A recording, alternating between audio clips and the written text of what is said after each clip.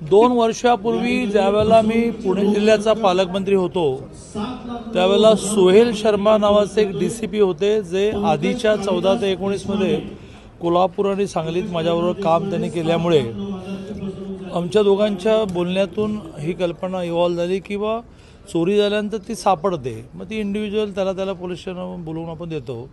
त्याचा आपण एकत्र कार्यक्रम केला तर लोकांमध्ये कॉन्फिडन्स लेवल वाढते, करे हरवलं तर ते सापडतं आणि मग पोलिसांबद्दलचंही पण एक प्रेम विश्वास निर्माण होतो. तर असा एक 2 वर्षापूर्वी कार्यक्रम झाला. 2 वर्षानंतर आता पुन्हा कार्यक्रम झाला. आज जवळजवळ 4-1 कोटीचा मुद्देमाल 300 जणांचा सापडला. म्हणजे 7,000 रुपयाच्या मोबाईलपासून ते होडा कंपनीचे 54 लाखाच्या ऐवजापर्यंत सापडलेलं. त्याची प्रोसिजर असते, ते सापडतं मग ते कोर्टात हजर करायला लागतं, कोर्ट ऑर्डर करते. त्यामुळे त्याची ती किचकट आहे प्रक्रिया, पण ती पोलिसांनी केली आणि 300 जणांचा मुद्देमाल देण्याचा एक अतिशय अभिनव कार्यक्रम आज या ठिकाणी चालला आहे. जवळजवळ 3/4 कार्यक्रम मी होतो, आता थोडं जायचं म्हणून निघालो.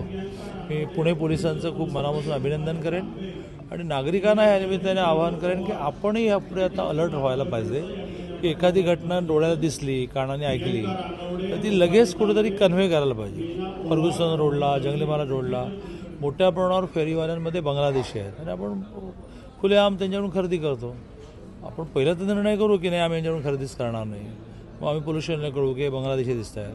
तर सैफ अली खानवर हल्ला झालेला बांगलादेशी सापडल्यानंतर आता आपण सगळेच जागे झालो आणि त्यामुळे ड्रग्ज विषय असेल, जे विष आहे, विष अशा प्रकारचं मुलींना त्रास देणं असेल तर मला काय त्याचं असं न म्हणता आपण त्याच्यात धाडस घेऊन, तर रिस्क असते, मला मान्य आहे की तो ड्रग्सचा जो कोणीतरी एजंट असेल तो आपल्यावर हमला करेल वगैरे सिनेमात आपण पाहतो. पण पोलिसांनीच जोखीम घ्यायची का, त्यांना कळल्याशिवाय कसं होणार. आणि म्हणून मी नागरिकांनाही आवाहन करतो की थोडं यात आपण प्रोॲक्टिव्ह पुढे येऊन काही केलं पाहिजे.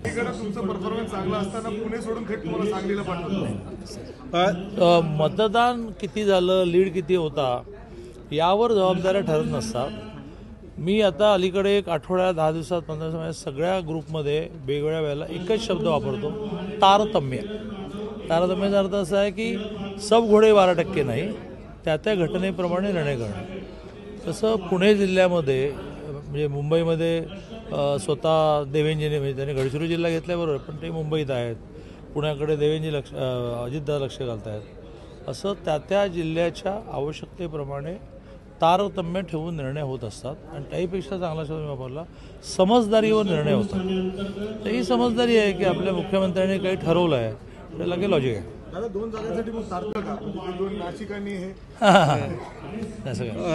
देवेंद्रजी हे असे राज्यकर्ते जन्माला आले, त्यांना डावा आणि उजवा काही नाही.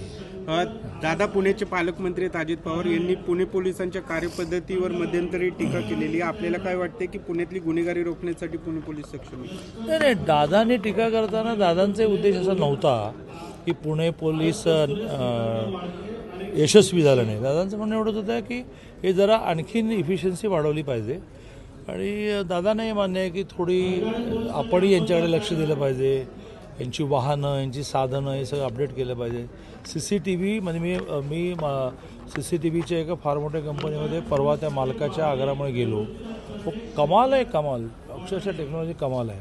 पण मग त्याच्या कॉस्ट पण तशाच आहेत. बजेट सँक्शन झालं पाहिजे, घेता आलं पाहिजे. म्हणजे अगदी किलोमीटर अंतरावरच्या गाडीचा नंबर तो हे स्कॅन करत होता. तर ते शोधण्यासाठी पोलिसांनी कोणती मोहीम हाती घ्यावी का? आता माननीय मुख्यमंत्री महोदयाने आदेश काढला आहे. मुंबईत तर त्यासाठी बहुतेक SIT अपॉइंट झाली आहे. म्हणजे थोडक्यात खूप गांभीर्याने सरकारने विषय घेतला आहे. आता आपली सगळ्यांची जबाबदारी, तुम्ही तर दिवसभर भटकत असता बातम्या मिळवण्यासाठी, तुम्हाला लवकर सापडणारे कोण आहेत, फेरीवाले, कामगार वगैरे, आणि त्या सगळ्यांची एकदा शहानिशा करायला लागेल. पोलिसांनी काय ड्राईव्ह ठरवलं मला माहीत नाही. पोलिसांची एखादी गोष्ट ओपन करणं बरोबर नाही, पण त्यांनी ड्राईव्हच करायला लागेल. रांगेने अशा वस्त्या, एरिया शोधत चल डॉक्युमेंट काढ. आता हे मला मान्य आहे की हे आयडेंटिफाय झाल्यानंतर त्यांना डिपोर्ट करणं, म्हणजे पाठवणं, ही पुन्हा खूप मोठी किचकट प्रक्रिया आहे. पण शासन याच्या प्रत्येक गोष्टीचा विचार करेल. आता सांगलीचं पालकमंत्रीपद कधी स्वीकारणार आहात तुम्ही? 26 जानेवारीला झेंडावंदनाला जाईन, तिथून सुरुवातच होईल. पण असं वाटत नाही का दादा, तुम्ही सांगलीचे पालकमंत्री झाला तर पुण्याच्या मतदारसंघाकडे तुमचं लक्ष कमी होईल नाही, नाही, किंवा परत तुम्ही कोल्हापूरच्या दिशेने निघाला? नाही नाही, कुठली दिशा क्लिअर आहे. लोकांचे प्रश्न सोडवणं ही दिशा आहे. ती कधी अमरावतीकडे असते, कधी ती सोलापूरकडे असते, कधी कोल्हापूरला होतं. 14 ते 19 5 वर्ष सलग होतं कोल्हापूरमध्ये. 14 ते 16 2 वर्ष सांगली होतं, 1 वर्ष जळगाव पण होतं. त्यामुळे आम्ही माझं शासनातलं आणि संघटनेतलं जे स्थान आहे ते खूप आनंदाने न्याय देण्याचा प्रयत्न. काही द्या, आपण त्याच्यात अभ्यास करून न्याय द्यायचा. पुणे शहरामध्ये सायबर गुन्हेगारीचं प्रमाण खूप वाढलेलं आहे हो हो. आणि उघडकीचं प्रमाण खूप कमी आहे. कशाचं? सायबर गुन्हेगारी. हो. सायबर गुन्हेगारी त्याच्यामध्ये असा विषय आहे की पोलिसांकडे पुरेशी यंत्रणा नाही आणि त्यासाठी त्यांना निधी उपलब्ध होत नाही. तर आपण त्यामध्ये काय करू शकतो? यावर्षीच्या जिल्हा नियोजनमध्ये अजितदादांनी पोलीस डिपार्टमेंटला आवश्यक पैसे दिले आहेत. अजूनही 3 महिन्याचा कालावधी आहे आणि पैसे खूप शिल्लक आहेत, कारण मध्ये 2-3 महिने लोकसभा आणि विधानसभेची आचारसंहिता गेली. दादा उरलेल्या पैशाचा विनियोग करताना, डिस्ट्रीब्यूट करताना पोलिसांवर जास्त भर देतील.